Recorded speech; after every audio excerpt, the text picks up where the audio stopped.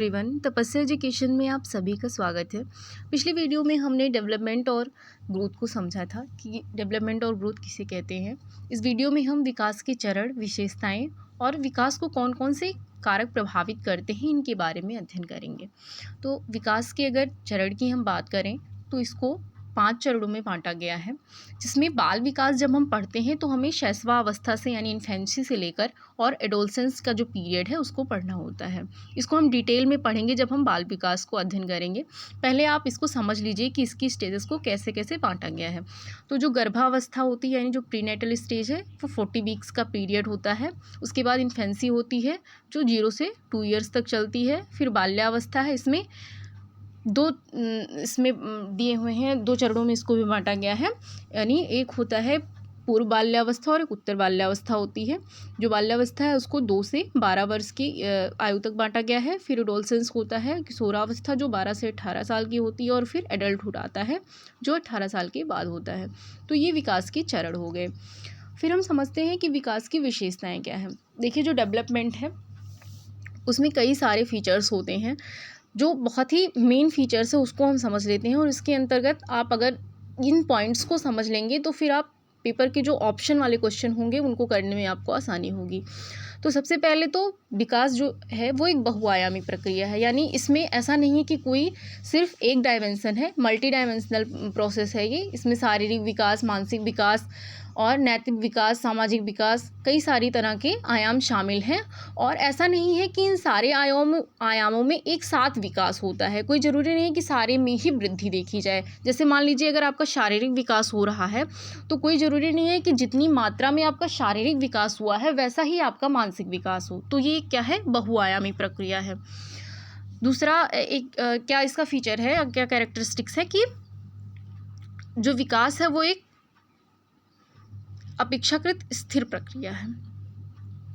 यानी ऐसा नहीं है कि आप कोई वेदर चेंज हुआ उसके कारण मान लीजिए आप में कोई परिवर्तन आया, या आप थकान महसूस कर रहे हैं उसके कारण आप में कोई परिवर्तन आया, तो जो अस्थायी परिवर्तन है उनको हम विकास में नहीं रख सकते हैं कि इससे आपका विकास हो गया। ये एक स्थिर प्रक्रिया है। जो आपके व्यक्तित्व में जो भी चेंजेस आते हैं वो विकास कहलाते हैं। फिर इसकी तीसरी विशेषता क्या है कि ये जीवन पर्यंत चलने वाली प्रक्रिया है। यानी विकास जो है वो लाइफ लॉन्ग चलने वाली प्रोसेस है, जो प्रीनेटल स्टेज से लेकर और फिर आपके मृत्यु पर्यंत तक चलती रहती है। आप में कुछ ना कुछ विकास होता रहता है। ऐसा नहीं है कि अगर आप बड़े हो गए, एडल्टहुड में पहुंच गए तो फिर आपका विकास रुक जाएगा। विकास एक निरंतर चलने वाली प्रक्रिया है जो मृत्यु पर्यंत चलती है। कुछ ना कुछ चेंजेस आप में आते रहते हैं। तो ये विकास की विशेषताएं हो गई। अब हम देखते हैं कि विकास को प्रभावित करने वाले कारक कौन कौन से हैं। तो विकास, जैसा हमने आपको बताया था सिद्धांत में, कि ये इन्वायरमेंट और हेरिडिटी का गुणनफल है। दोनों को मल्टीप्लाई कर दें हम तो सबसे पहले इसको जो कारक प्रभावित करेगा वो वंशानुक्रम प्रभावित करेगा। जैसे देखिए, आपने देखा होगा कि सभी प्राणी एक दूसरे से भिन्न होते हैं, उनकी अपनी अपनी विशेषताएं होती हैं, लेकिन कुछ ना कुछ वो अपने जेनेटिक जो उनके गुण होते हैं उसको वो लेकर आते हैं। जैसे किसी के अगर माता पिता की हाइट लंबी है तो वो बच्चे लंबे होंगे, या कोई इंटेलिजेंट है तो उनके बच्चे इंटेलिजेंट होंगे। तो वंशानुक्रम में वो कुछ ना कुछ चीज़ें उनमें शामिल हो जाती हैं। तो ये सबसे मोस्ट इम्पॉर्टेंट फैक्टर हो गया विकास को प्रभावित करने वाला। फिर दूसरे नंबर पर आता है वातावरण। तो वातावरण का प्रभाव विकास पर आवश्यक रूप से पड़ता है। इसमें हम देखेंगे सबसे पहले घर का वातावरण आता है, यानी आपके फैमिली का जो भी आसपास एनवायरनमेंट होगा उसका प्रभाव आपके ऊपर पड़ेगा। आपका व्यक्तित्व कैसा होगा ये डिसाइड करता है आपके फैमिली का जो भी एनवायरनमेंट है। जैसे किसी की फैमिली में अगर बहुत ज़्यादा झगड़ा हो रहा है या आपस में बहुत ज़्यादा ईर्ष्या है तो वो बच्चे में कहीं ना कहीं आ जाता है। फिर हम जब बच्चा थोड़ा और बड़ा होता है तो अपने आस पड़ोस में खेलने जाने लगता है या जाता है कहीं घूमने, तो जो उसके आस पड़ोस का वातावरण है उसका भी प्रभाव उस पर पड़ेगा कि उसके आस पड़ोस में कैसे बच्चे रहते हैं, किनके साथ वो खेलता है, उनसे वो अच्छी आदतें सीखता है या कुछ बुरी आदतें सीखता है। तो उनके आस पड़ोस के वातावरण का भी प्रभाव बच्चे पर पड़ता है। फिर जब बच्चा थोड़ा और बड़ा होता है तो वो विद्यालय जाने लगता है।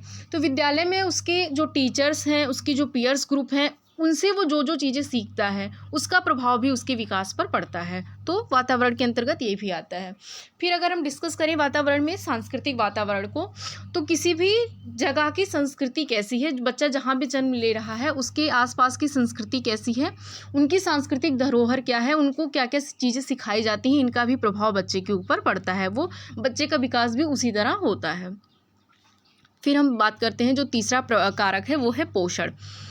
तो बच्चे को गर्भावस्था से लेकर और उसके बड़े होने तक उसको पोषण क्या क्या मिलता है, उसके जो खाने पीने की चीज़ें उसमें विटामिन्स, मिनरल्स, प्रोटीन्स उसको मिल रहे हैं कि नहीं, ये उसके शारीरिक विकास पर और मानसिक विकास पर दोनों पर प्रभाव डालते हैं।